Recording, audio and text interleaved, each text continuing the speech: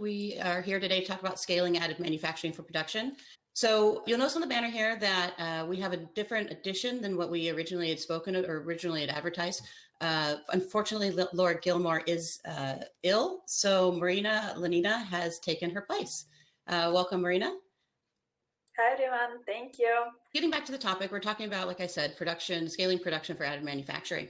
Just as a brief introduction, 3D printing has been considered technology exclusively for prototyping and product development. But recently, as material choices, software, and printer technologies have advanced, additive manufacturing has finally arrived as a true production technology. One of the biggest misconceptions, I think, about production AM that I hear quite often is that it will eventually replace injection molding or casting. While this isn't necessarily true, it certainly can complement traditional manufacturing with the right parts and applications, that last part being the critical part here. Although production AM has officially arrived, there's still some significant hurdles and misconceptions that we need to overcome. Today, we're going to talk through these as well as discuss some key emerging technologies that'll further enable full-scale production AM, as well as things to keep in mind on the front end of the product development lifecycle. With that said, I'm going to let everyone else introduce themselves because I think everyone can introduce themselves much better than I could introduce you.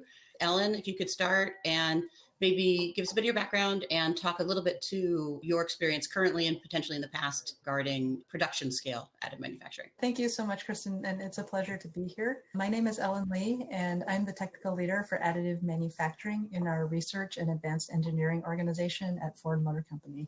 My role is to develop the technical roadmap and the strategy that we need to leverage the benefits of additive manufacturing across the enterprise. So our group really supports the company in using additive for all use cases, ranging from the design and engineering validation for new products to using it on the manufacturing floor for fixtures, tools, jigs, and so forth, as well as scaled production as is the main topic today. And because I'm from part of the research organization, it means that we have a little bit more time to really investigate kind of the far-term needs of additive manufacturing and help to develop the emerging technologies that address the gaps that still remain. So that is one of the main focus areas of the team. Even though we've been using additive manufacturing for several decades, to support fit and finish, visual aids, and so forth in design and prototyping, it was only about 6 or 7 years ago when we started a dedicated research program in additive manufacturing to address these key technology gaps. So that's when I became involved in additive manufacturing. Prior to that, I led our polymer research team on the development of novel plastics and composites to improve performance and sustainability. And so with that knowledge, I have quite a bit of understanding about what's needed for scaled production and many of those gaps and challenges that additive manufacturing has to address the performance that we need from our products. So I've been in the automotive industry for 22 years. I have 27 years of research experience. My background is in chemical engineering and I'm focused on polymers.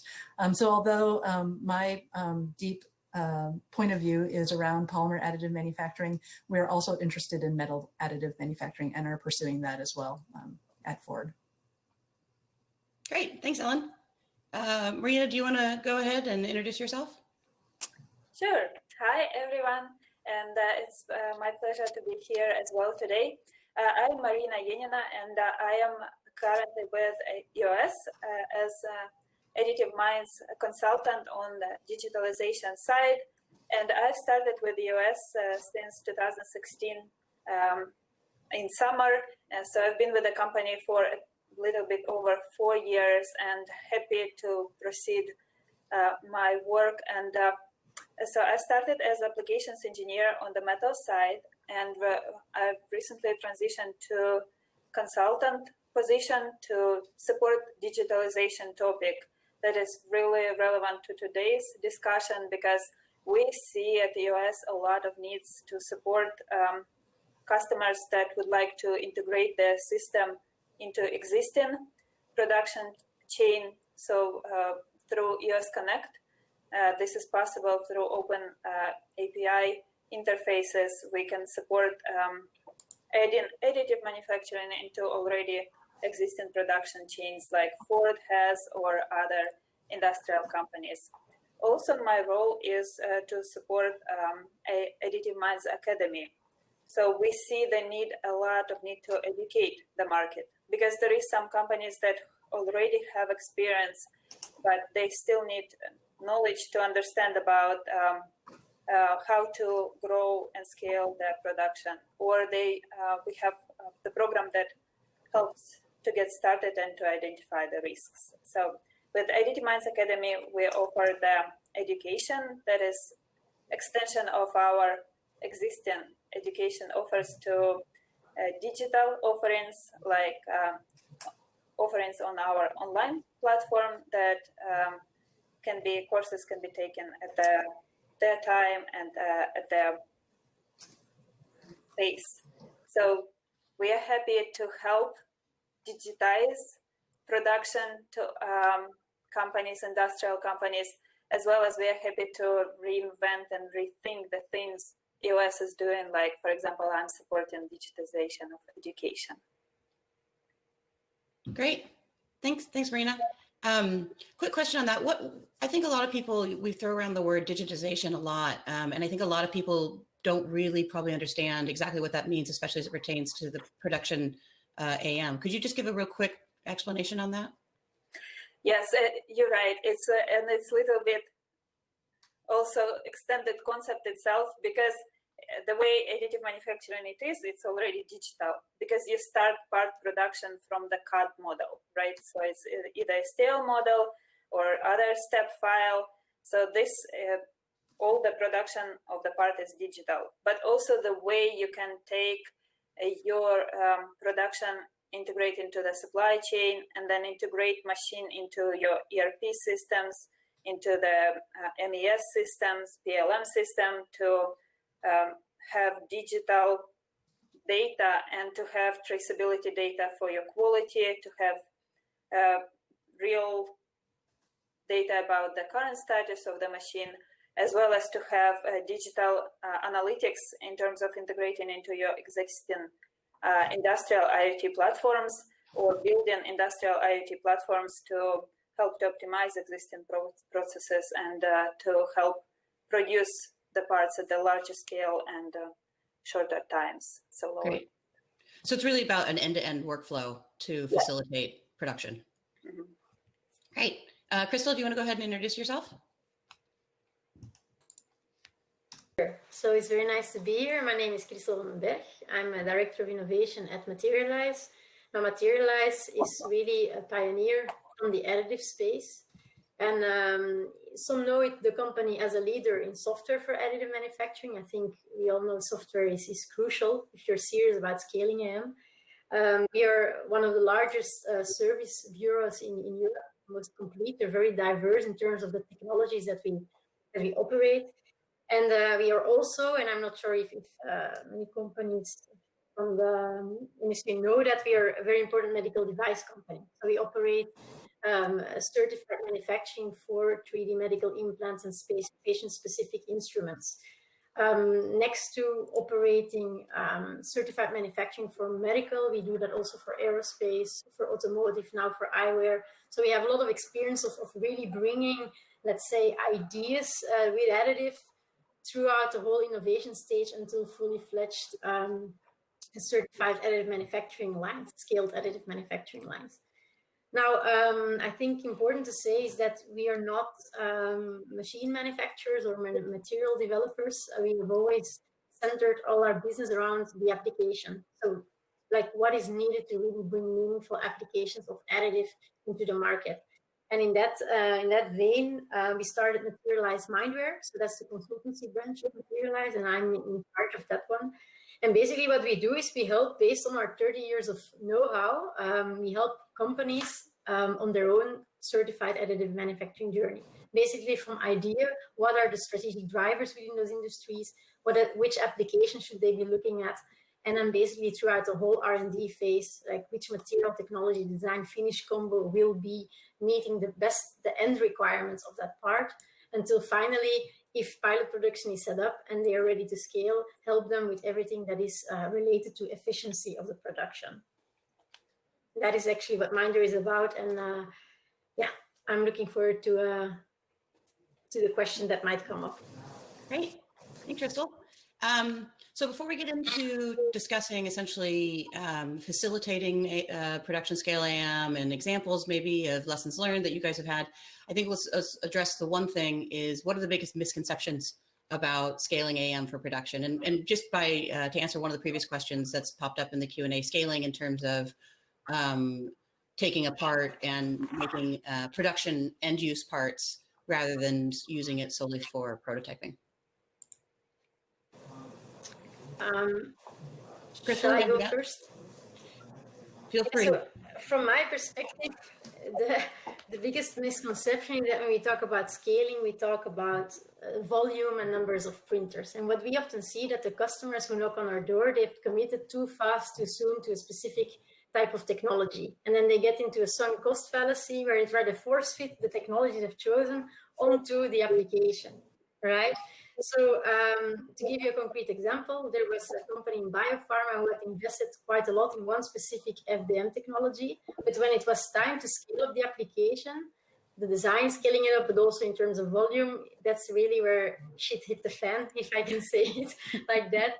So they were not able to produce a qualitative part, one every 3 months maybe, the cost soared, and they had to set up a very complex finishing process to compensate for the lack of quality on the end part, right? And then they had a big push from their market because their clients were asking for the device.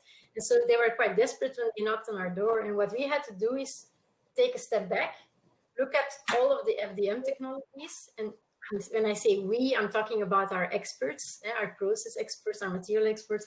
Look at that family of FDM technology and say, hey, I think we should be looking at that technology. Then we didn't just copy the file onto the new printer. No, we had to redesign for that specific process. We integrated, let's say, intelligence into design, which would allow to skip some post-processing steps. We tuned the entire machine to the application. We were able to, let's say, customize the tool path of the nozzle to increase efficiencies.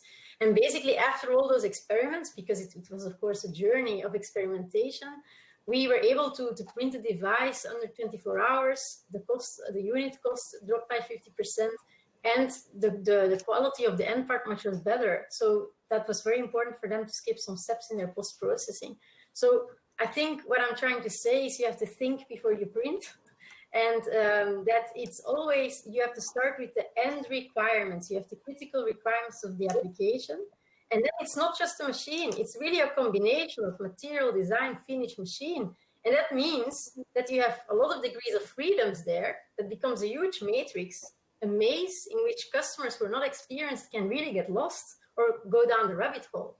And that's exactly what we try to do with Mindware, to say, okay, let's look at your puzzle. You know best what you need as an outcome, but really through that whole maze, we can, through our experience, guide you on where to look and where not to look, and which type of experiments you have to set up to converge then to something that will work and will also work at scale. That's great. I want to definitely circle back to some of these considerations in this innovation and the front end of the product lifecycle. But before we jump to that, I'm wondering if Ellen or Marina, if you have any additional thoughts on the misconceptions of scaling. Yes, like Kristel mentioned about the change in mindset. You really cannot just take what you've had and build with the casting, or you've built for injection molding. You should first understand what are the challenges currently in the company, and then you need to understand what are the capabilities of the technology, and what are the advantages of using the new advanced technology, 3D printing technology, and then think about what can be changed and how can be all the advantages drawn to solve the problem that you have. And not just the misconception is that nowadays we can see that industries move away, that you can build anything is possible, right? Possible considering the possibilities, considering the principles of the technology, right? So understanding and learning of these principles is critical. Yeah, I think what I have to add is kind of building on a lot of the ideas that all of you have already touched on. So three of the big misconceptions that I've often seen, even within my own company, is that additive manufacturing can provide us with full design freedom. That's not necessarily true. There's still design guidelines that you need to follow for each of the additive manufacturing technologies. They're just different, and maybe there are less of them than compared to some of the conventional processes that we're used to that are scaled for production today. The second is really, I think, Kristin, you touched on it in the introduction, is that additive manufacturing is not going to replace any of the conventional manufacturing technologies. Just like Marina and Kristel kind of touched on, we need to understand what the advantages of the additive manufacturing process is, and then think about what it is we really want to do for that application or use case to really be able to plan for that. And that kind of drives this misconception that we're not trying to replace part for part or material for material. Because when you start to think about that, you're trying to force a material and a process into something that it wasn't meant for and it isn't good at. And so I think it remains just one of the tools in our toolbox on the manufacturing floor, and it needs to be integrated into those other processes as well.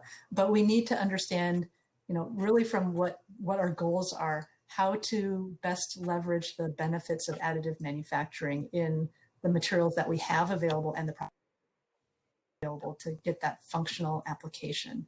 And then finally, the last misconception is that the printing, it's all about the printing. And I think we all realize that it's not only about the printing. There's a lot of post-processing steps that are key to getting that final scaled product. So even if you think you may have a scalable solution on the printing side, you also need to consider scalability of the post-processing steps that come with it. I think that last bit there is something that people don't talk about even close to nearly enough, in terms of, people always think about it's about the printing, but the post-processing can often be, I think, more than, at least 60% of the whole process, cost and time. And we need to start talking about that a little bit more, for sure. Before we get onto that, though, I want to touch on the second point that you had in terms of, and what I mentioned in the introduction, that, additive manufacturing isn't really a technology that's intended to replace traditional manufacturing. And I think one thing that a lot of people don't realize is, if you're going to take a traditionally manufactured part that's injection molded and you ask someone to say, can you print this for me? That, as far as I'm concerned, simply put, is just nonsensical, because we're not going to get any of the benefits of additive manufacturing by doing that. It's it needs to be redesigned to get those kind of benefits. And with that, it takes us to one of our top questions: is how do you determine what kind of parts are ideal for production for additive manufacturing versus just prototyping? Anyone? Feel free to jump in. Yeah. All right. Go ahead. Yeah. Well, for me, it's actually two very different questions. If my end goal to have a prototype and that's it, to then move on to another manufacturing technology, then that's my end application is a prototype. And clearly there's much less stringent requirements than if you want an end part. And if you just take an example, if I'm manufacturing eyewear glasses and the consumer is paying €200 for that, basically there's a lot of requirements, stringent requirements, UV requirements, sweat resistant requirements, your color needs to be stable, it needs to be scratch resistant. There's many more requirements on an end part than there would be on a prototype. So of course that means that you have to pick parts that have real added value with 3D printing. Right? And I think that's where all the clients that we get and say, okay, I have a big budget for new emerging technologies. What should I do with AM? The first question we ask is, what are your strategic problems and how could AM help solve one of these? And then we go in looking into the portfolio of parts and we prioritize, okay, which of the components in your portfolio have a business value and seem to be quite technically feasible. Because of course, if you have components in specific materials that that are just not in the state of the art of the technology, you won't prioritize those. And that's basically how we do it. But it's two very different discussions and way of operating. Talking about a prototype for another technology, that's one thing. But talking about end parts, certified manufacturing, that's really a whole different way of approaching it and different way of thinking. Mm-hmm. I 100% agree. It's almost as if Kristel was looking into my mind to answer that question. So I think the question isn't necessarily, is the part something that's suitable for prototyping or production? It's if the technology is able to give you a good production part or application, or is destined for prototyping application. So I think it depends as well. It's essential to understand what the end goal is for what you want to use the additive manufacturing technology and material for. And then from there, we determine which process and materials would fit for that application. So if it is a production application, there are many cases in which the answer today would be, no, we can't do that, because we're still very nascent in being able to scale. So in terms of automotive, I think we're quite different from some of the other sectors, because like aerospace, we require a high level of durability for those end-use parts and the performance, and they often tend to be quite large or modest in size. But like consumer goods, we tend to have very, very high volumes that require those scalable solutions. And so I think for us, we have this combination of high durability, large parts, and high volumes that we need to kind of consider all at once. And so today we're looking at what can be accomplished in the near term for some of these lower volume scaled solutions, hoping that as the technologies develop, we can move on and on to some of those more complex or larger or higher volume applications. But again, Kristel's point, it really goes back to looking at whether the benefits of additive manufacturing and the design freedoms and complexity, the reduction in complexity, can solve a problem that you have today for that application. And those are the ones that we determine are the best for a scale production solution. Yeah. And if I can add to that, for me, the added value of the application that you're creating is a bit like the oxygen. You know, if you don't have a sufficient buffer of added value, and you still have to go to the whole R&D phase and then encounter the problems with scalability that we will discuss, you know, you don't have enough oxygen and you won't make the leap to then invest in automation, to invest in scaling. So that's why it's really crucial that we start there.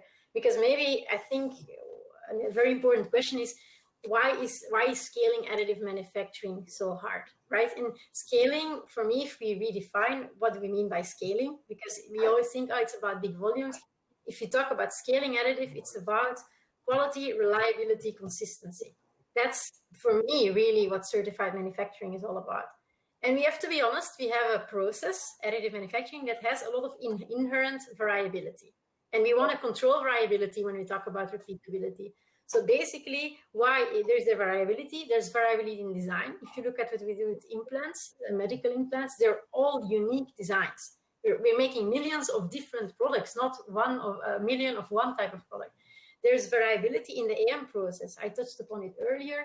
We can have the type of powder that you use. Is it virgin powder or not? It's how you operate the laser. It's how you put the parts in the build. There's so many degrees of freedom. So basically, there's also a lot of variability there. And finally, there's a variability in conditions, temperature, humidity. Just to give you an anecdote, we have mammoth machines, so stereolithography machines, and that's, how do you say it? It's technology of Materialise. We developed it. So we have a lot of command on this technology. Yet, the printer that stands closest to the door, there was UV light coming in, was yielding different results than the printer that was standing 5 meters farther away. So just to give you an idea of how many variables are acting there, but I don't want to discourage anyone, we can do it. The fact that we have scaled certified manufacturing in medical is the Olympic discipline of certified manufacturing. So we can do it, and we'll touch upon it now, I guess, in the rest of the discussion. I also have ideas on that, on how to do it, but I thought it was important to say, yes, we are dealing with a technology that is inherently variable, and there's many reasons for it, but we can get it under control, basically. We talked a lot about this question, but I'd like to share a little about my experience. So with EOS, I started from the metal side as applications engineer. And at EOS, we are running the benchmarking process like many other 3D printers manufacturers. They to show how the technology is building. We're running the benchmarking process. And I've seen a lot of requests coming to build the parts that won't add the value in the additive. So this is still real. This is still that we are facing nowadays, that minds need to be shifted, minds need to be educated, and this will help to grow and scale additive and ramp up the faster production. Like you, Kristel, discussed that there is portfolio of parts, right? Even if this is the part that you are currently interested in, you want to compare it throughout the printer manufacturers, there need to be open mind and somebody who knows, people who know the portfolio of the parts, as well as people who know the flexibility, how the part can be adjusted to fill current technology capabilities, as well as how the part can be altered to create more economic value. So. Great, thanks. I think maybe what we can touch upon that you, Kristel, you touched upon a bit as well is what do we need to be keeping in mind, right? So obviously there's a lot. Kristel, you work on the innovation side of things, and Ellen, you're in the R&D. So I think you two are especially appropriate to talk about what are the things that we need to be keeping in mind in this early stage, innovation stage, early stage of the product development process to ensure scalability for a product down the line. Ellen, you can go ahead. Sure. So I think we touched on a lot of these aspects already. Yeah. As we've been kind of advising, is that we need to understand how we can best leverage the advantages of additive manufacturing to solve pain points in the applications that we choose to apply additive to. And so, you know, some of the biggest hurdles, as we talked about, are quality, certification, as well as for the scalability. And so as you're innovating and understanding or developing emerging technologies to address one of these big hurdles, you always have to keep in mind some of the other hurdles or challenges that you have that may impact the scalability. So while you may solve one, if it kills the ability to address some of the others, then it's not going to work in the end. And so, you know, you have to keep open consideration for all of the biggest hurdles, or especially ones that would actually just, you know, kill it for scalability. So for example, if you want to look for increased throughput and speed, but it requires you to potentially, you know, print a mold or something like that, that kind of conflicts with your ability to leverage that design freedom, right? Then you're still using up valuable time and resources to make some sort of mold or a form that helps you to get to scale, but then you can't leverage the design freedom to get the functionality that you could with a 100% additive product. So just keeping in mind all of the competing effects at the same time is very important before you get too far down the rabbit hole.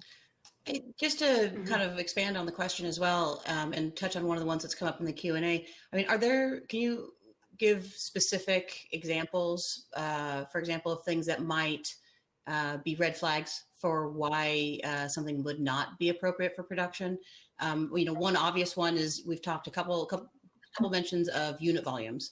So like, you know, the unit volumes in automotive obviously can be quite high, and we're not going to, you know, no one's ever going to be printing things for a Ford Taurus, as far as I understand.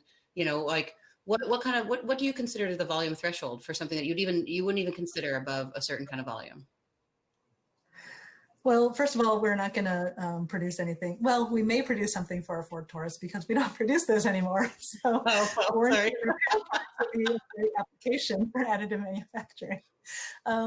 But so the answer that I always kind of get, maybe not criticized, but it's not a very satisfying answer, is it depends. But so I think that it depends quite a bit on what the function of that part requires. It depends a lot on how large the part is. And it depends today because we're still developing the materials of what the requirements on the material and durability and performance side are. But to address just the scalability, I think we're starting to see, modest sized parts like, I happen to have one here. This is one of our production parts that's scaled for production. It's still, I can't give you the exact volumes because that's a no-no, as I'm told from our communications team. But this is a electric parking brake bracket that goes on the Shelby Mustang.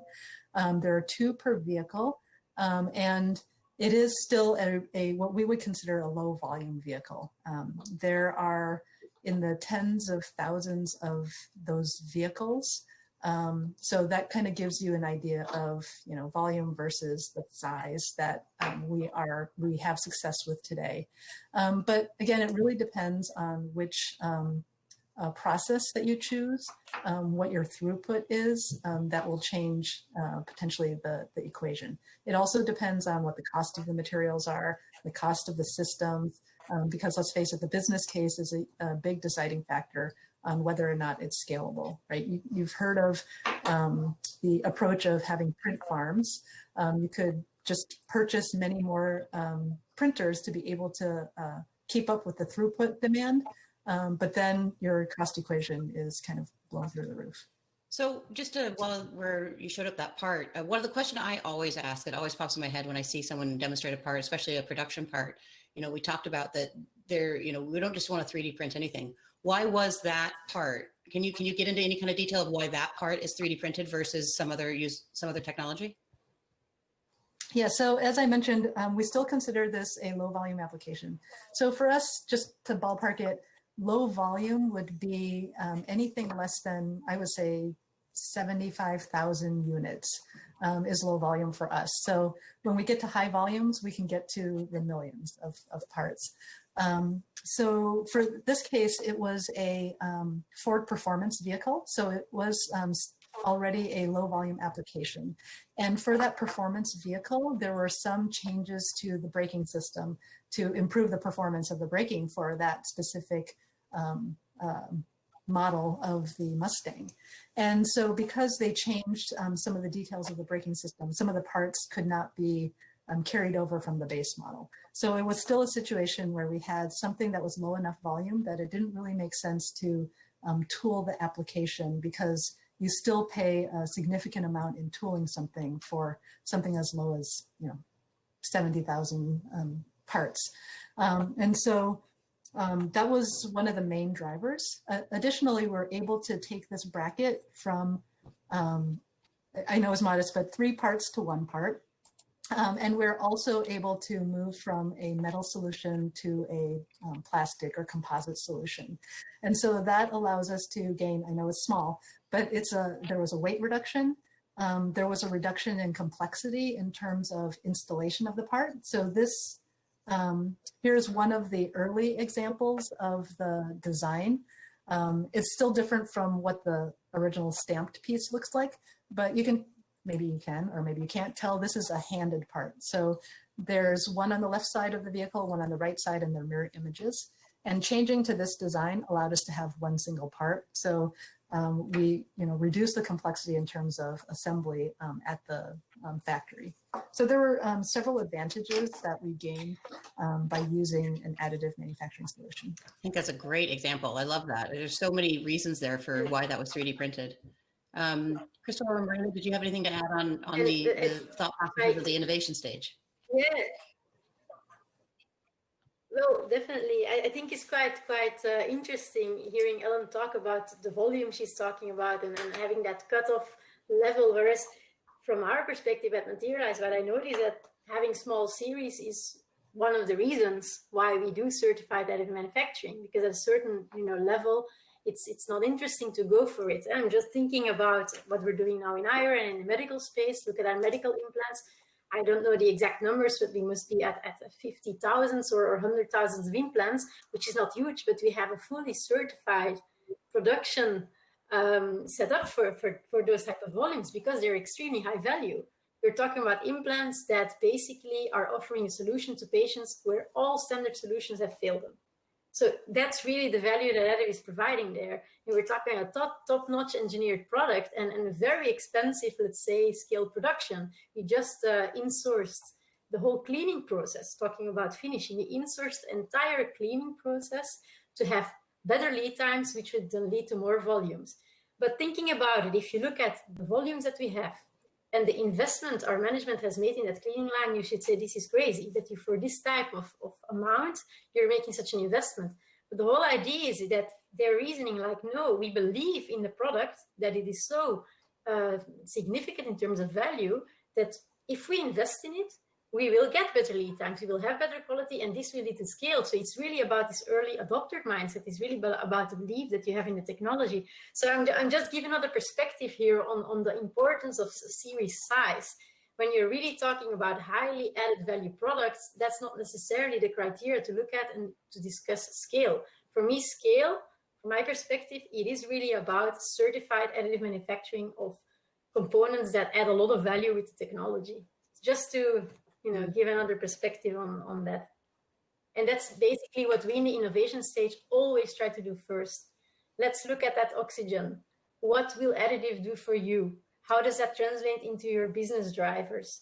And then, of course, you look at how feasible are we? If it's very technically feasible, then you feel, okay, we have an oxygen, but sometimes you don't know. And basically what we do in the innovations stage is really looking at those bottleneck requirements and really pushing the clients to give us acceptance criteria, which is not always easy, like how cheap should it really be? How good should the surface really be? If I look at eyewear, the first time we showed them the finish, there were a lot of, hassle happening in industry, like it's porous, it's not good enough. But basically it was also a matter of time before designers started to say, hey, this has a charcoal look. Maybe it is good enough. Maybe we do not need to look at acetate and compare it. So first one is really, what are the boundary constraints and are they really a constraint? And secondly, again, we have this combination of material, technology, design, and finish. With all these degrees of freedom, what we do in the innovation stage is say, look, you have this matrix, let's set up smart experiments to really find out if we apply chemical smoothing on SLS, hey, that's a very different story in terms of finish than if you would not have that finishing opportunity. And a lot of clients, like, I didn't even consider chemical smoothing. I didn't know it was there, so I didn't consider additive would be an option. Just to give an example, another example, talking about automotive, about for example, check-in fixtures on the lines. Most people use handheld tools, which are in metal and aluminum, very heavy, but very precise. There, the whole bottleneck requirement is you're doing gap and flush, you have to be extremely precise. What happens if you look at 3D printed materials and you want to reach that level of accuracy, you need to do post-processing. You need to really finish the part highly. And we said, like, okay, with our SLS parts, if you cannot mill it, but if you add a little bit of aluminum particles to the polyamide, all of a sudden you have a new type of material which you can mill. And so you can make a lightweight checking fixture with that type of 3D printed material that is as accurate as the big aluminum heavy things. So it's really, again, about finding that combination between all of those options within 3D printing land. And many clients at the innovation stage, they don't know yet what to do with 3D printing, let alone that they are aware of all of these complex combinations and where to prioritize. And it's all great discussion. Just brief add. Good gauge also to identify whether the part would be potential candidate for additive manufacturing is not the value, but the ratio. So the ratio between the surface area and the part volume. So if the ratio is large, means that the part would have more intricate features, more, if it's tooling, more internal cooling channels, if it's medical or lifestyle application, lattice, for example, or lattice can be used basically virtually in any industry. So one of examples, when before COVID time, when we had a lot of visitors at our Pflugerville facility, we had lots of people scanning their feet. We had the Atrix scanner to produce the customized shoe insoles. And these shoe insoles were also like scanning, and the scanner would obtain the pressure map of the foot. And depending on this pressure map, the software would generate the lattice, and lattice can have, the struts can have different thickness, different cell size. So by varying this geometry can be varied the stiffness and the feel of the shoe insole for the person at the end. So there is a lot of ways to add the benefit and take advantage of using additive for the, for example, shoe insole application. And a lot of technologies scan to print, just because people are so unique and individual. There is another example with fixed frames. They print customized glass frames. So that's also growing. It's very popular, and lots of use cases there. I think mass customization is definitely one of the bigger business cases out there right now. I want to switch directions just a little bit because we are going to be running out of time soon. I like to always at the end of these panels kind of talk a little bit more about, some things going forward. And I'm curious of what your opinions are in terms of what are some recent, maybe key emerging technologies that have come out into the marketplace, or what are you hoping, maybe even more importantly, that the industry does in the next 6 to 12, 18 months in terms of developing emerging technologies that will facilitate the scaling of additive? This is a tough one for me because I have a lot of things on my wish list. So Scaling it down to just one or two. So I think Kristel touched on this quite a bit, and it's something that I've been driving quite hard internally at Ford, which is certification. So especially in these lower volume applications and customization and so forth, we really need to have certified processes that we know will give us quality products, because with such low volumes, at least in the automotive industry, we're not that used to going through a PPAP or production part approval process for such low volumes. It means something different to us. And so what we're used to is to drive that quality into the process itself. And so certification is a way to do this. But in order to certify, you need standards. And I know that there have been many standards that have been developed, especially for the medical and the aerospace industries, but we're not there yet for automotive.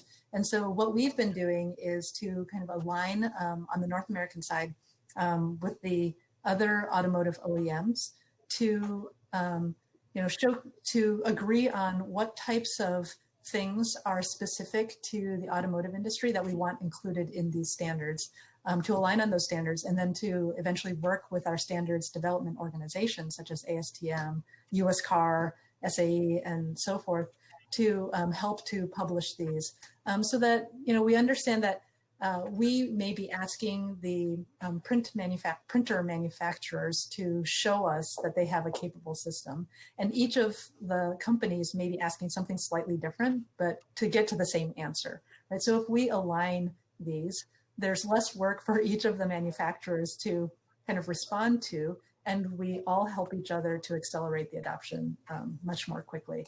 And so standards is kind of the way that we can all work together pretty competitively. So the other aspect is more on the technology side. I would say that we're quite interested in technologies that can help us get to multi-material solutions, not only in extrusion. So extrusion technologies have a lot of advantages in being able to do multi-materials and to have high aspect ratio reinforcements for composite structural applications. But some of the other technologies have better, maybe higher potential, at least right now, for scaling. But they are limited to single material systems for the most part.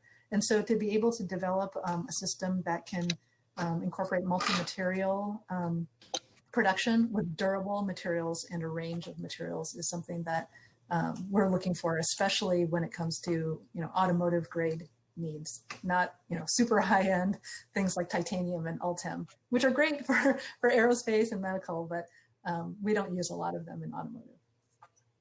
That's great. Thank you. For me, I guess I wanted to build on what I was saying before, that additive manufacturing has a bit of inherent variability. I gave several reasons for that, but I think what we should do to talk about scalable additive manufacturing is to control everything else what we can control. And this means making a move towards application-specific additive manufacturing, where we tweak and tune the entire process according to one application. If you look at our patient-specific surgical guides, we produce more than 300,000 of them, and it runs like a clockwork. We have virtually no scrap, no builds, crashes. But why is that? Because we have one type of dedicated machine. We only use one type of virgin powder. We only put one number of parts on the build, always in the same direction. So this is talking about rigorous process engineering for that application to reach level at scale, right? So making that move to be application specific, tuning the machines towards it, and I'm going to come back to it later on how to do that, being rigorous and relying, of course, on the unsung hero of our industry, which is the software for additive. I mean, if you're serious about scaling additive manufacturing, you cannot talk about software for additive.